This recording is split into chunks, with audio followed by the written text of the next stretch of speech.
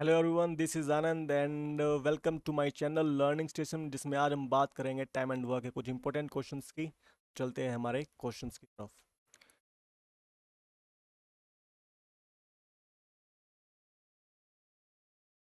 A takes 25 days more than A plus B together to complete a work. B takes 9 days more than A plus B.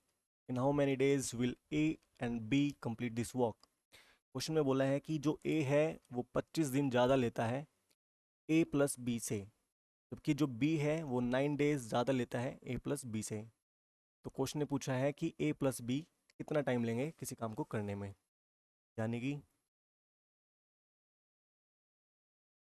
A, B और ए plus, मान लेते हैं ए plus B कोई काम करने में लेते हैं एक्स दिन। तो ए को कितने दिन लगेंगे, एक्स प्लस 25 डेज, ठीक है। और बी को लगेंगे एक्स प्लस 9 डेज, ये क्वेश्चन में बोला हुआ है, ठीक है। आपको इस टाइप के क्वेश्चंस को सोल्व करने के लिए हम क्या करेंगे, जितने भी नंबर ऑफ डेज ज़्यादा है, जैसे 25 डेज ज़्यादा है और 9 डेज ज़्यादा, दोनों को का प्रोडक्ट करके हम इसका अंडर कर देंगे, यानी कि 25 इंटू 9 करेंगे तो ये हमारा आंसर आ जाएगा। 5 इंटू 3 करेंगे तो ये आ जाएगा 15 डेज। तो यही हमारा आंसर हो जाएगा, यानी कि जब ए प्लस बी दोनों मिलकर काम करेंगे तो उसको उन दोनों को 15 दिन लगेंगे किसी काम को करने में। चलते हैं हमारे नेक्स्ट क्वेश्चन पे। ये भी बिल्कुल सेम क्वेश्चन है, थोड़ा सा वैल्यू इसमें चेंज की गई है। ए takes 5.33 days more than A plus B together to complete a work. B takes 8.33 days more than A plus B together to complete a work. In how many days will A and B alone complete the work? ये देखो, यहाँ पे इन्होंने fraction points decimal में दिया हुआ है days, तो इसको हम फ्रैक्शन में कन्वर्ट करेंगे पहले।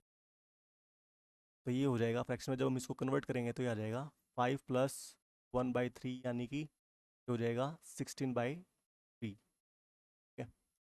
और 8/8.33 को जब हम फ्रैक्शन में कन्वर्ट करेंगे तो ये हो जाएगा 8+1/3 इक्वल टू 25/3, ठीक है। बिल्कुल सेम काम करना है हमें, ए, बी और ए प्लस बी, ठीक है। प्लस का निशान है, ए प्लस बी को एक्स दिन लगते हैं, तो ए को कितने दिन लगेंगे, ए प्लस 16/3, और बी को लगेंगे एक्स प्लस 5/3। ये क्वेश्चन में जिस हिसाब से बोला था हमने, वो वैसे की वैसे लिख दिया है। अब वही काम करना है हमें, जितने दिन ज़्यादा है का प्रोडक्ट करके अंडर कर देंगे, यानी कि 16/3 इंटू 25/3 का अंडर निकालेंगे तो ये आ जाएगा हमारा 4 इंटू 5/3 इक्वल टू हो जाएगा 20/3 डेज। जो 20/3 डेज आया है ये ए और बी के काम करने के दिन आए हैं, ठीक है। लेकिन क्वेश्चन में हमसे ये नहीं पूछा कि ए और बी दोनों को कितना टाइम लगा है। क्वेश्चन में बोला है कि ए और बी को इंडिविजुअली, यानी अलोन काम करे तो उनको कितना दिन लगेगा। तो अगर मान लेते हैं ए और बी को अगर 20/3 डेज लग रहे हैं, तो ए को कितने दिन लगेंगे। एक्स की जगह पे हम इसको 20/3 प्लस 16/3 करेंगे तो कितना आ जाएगा, ये 36/3, यानी 12 डेज। ए को कितने दिन लगेंगे, 12 डेज। बी को कितने दिन लगेंगे, एक्स की जगह पर रखेंगे वही 20/3, 20/3 प्लस 25/3 इक्वल टू हो जाएगा 45/3, यानी 15 डेज। तो यहाँ से हमारे 15 डेज निकल गए बी के, यानी कि बी को 15 डेज लगेंगे और ए को 12 डेज लगेंगे किसी काम को करने में। तो यही हमसे क्वेश्चन ने पूछा था, बता दिया है। तो हमारे next question, A takes 24 days more than B and 32 days more than C to complete a work.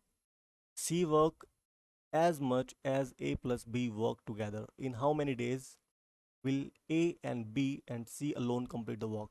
अब ये क्वेश्चन में क्या बोला है, थोड़ा सा अलग है बट कंसेप्ट वही लगेगा. A, B और C. क्वेश्चन में बोला है जो C है, C works as much as A plus B. मतलब जिस काम को जितना टाइम C करता है, जितने दिन में करता है, A प्लस B को भी उतना ही टाइम लगता है उस काम को करने में. ठीक है, तो C इक्वल टू हो जाएगा A प्लस B. ठीक है, मान लेते हैं C को किसी काम करने में लगते हैं x दिन. क्वेश्चन ने बोला है A takes 24 days more than B and 32 days more than C. तो A को कितने दिन ज़्यादा लगते हैं C से? 32 दिन ज़्यादा प्लस 32. और A takes 24 days more than B, और A को B से 24 डेज ज़्यादा लगते हैं, तो B कितना हो जाएगा? x plus 8. ठीक है, अब तो वैसी ही सिचुएशन बन गई है हमारे, जैसे जो हमने दो क्वेश्चन पहले किए हैं, बिल्कुल वैसा ही हो गया है. ए में ए को 32 दिन ज़्यादा लग रहे हैं और बी को 8 दिन ज़्यादा लग रहे हैं. वही काम करेंगे हम फिर से, अंडर रूट करेंगे 32 इंटू 8, ये आ जाएगा हमारा 16 डेज. ये सी के दिन आ गया कि भाई सी को किसी काम को करने में 16 डेज लग रहे हैं. ठीक है, अब ए बी का और निकाल लेते हैं हम. x प्लस 32 है ना, तो जब इसमें हम इसको हम x वैल्यू रखेंगे यहाँ पे 16, ये हो जाएगा 16 प्लस 32 यानी कि 48 डेज. ठीक है, और b को लगेंगे x प्लस 8 यानी कि 16 प्लस 8 इक्वल टू हो जाएगा 24 डेज. ठीक है, तो यहाँ से हमें a के भी निकल गए, b के भी निकल गए और c के भी, ये 16 डेज सी के. तो चलते हैं हमारे नेक्स्ट क्वेश्चन पे. A, B and C working together complete a job in 10 days. However, C only worked for the first 3 days when 37% of the job was done. Also, the work done by A in 5 days equals the work done by B in 4 days. How many days will the fastest worker take to complete the given work alone? देखो क्या है,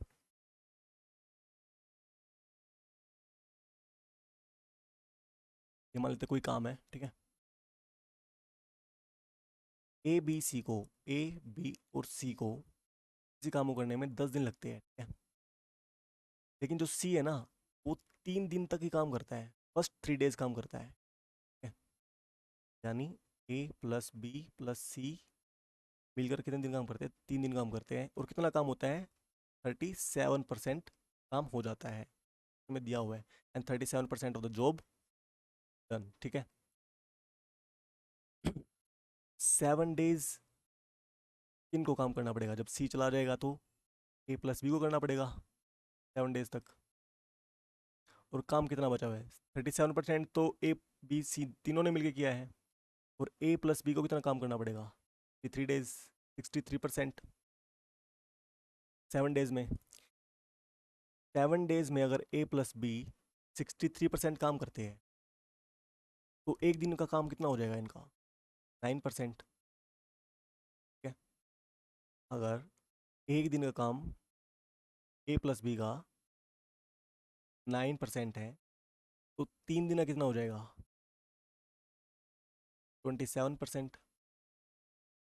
9 × 3 इसको तो 27% हो जाएगा.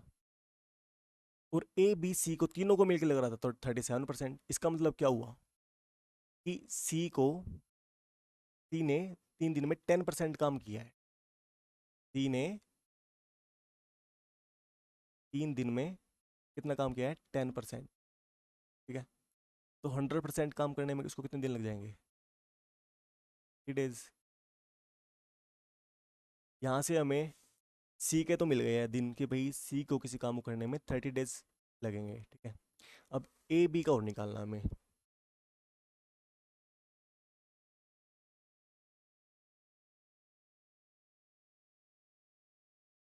अब ये देखो भाई, Also, the work done by A in 5 days equals the work done by B in 4 days. तो A और B, A को किसी काम को करने में 5 दिन लगते हैं, ठीक है, और B को उसी काम को करने में 4 दिन लगते हैं। यानी कि जो A और जो B का जो एफिशिएंसी का रेशियो है वो हो जाएगा 4:5। यानी कि A एक दिन में 4 यूनिट काम करता है, B 5 यूनिट काम करता है, और दोनों मिलकर 9 यूनिट काम करते हैं। क्वेश्चन में भी मतलब हमने निकाला है 9% काम करते हैं, यानी कि A इक्वल टू जो 4 दिया हुआ है 4% हो जाएगा और 5% हो जाएगा। टोटल काम कितना है? 100 है। A एक दिन में अगर 4% काम करता है तो 100% काम कितने दिन में करेगा? डिवाइड कर देंगे 4 से तो ये आ जाएगा 25 डेज में। ये आ गया है A का काम, A के दिन। B को कितने दिन लगेंगे उसमें 100% काम करने में? टोटल काम है 100 और एक दिन में करता है 5, तो ये आ जाएगा 20 डेज में। तो यहाँ से A, B और C के डेज निकल गए हैं, ठीक है। क्वेश्चन में क्या बोला है? How many days will the fastest worker take to complete the given work alone? इसमें पूछा है कि सबसे फास्ट काम करने वाला कितने दिन लेता है। देखो भाई, जो जितना फास्ट काम करेगा वो उतने कम दिन लेगा। तो बी देखो, बी ले रहा है 20 डेज, ए ले रहा है 25 डेज, सी ले रहा है 30 डेज। तो बी सबसे फास्ट काम कर रहा है और वो ले रहा है 20 डेज, तो यही हमारा आंसर हो जाएगा।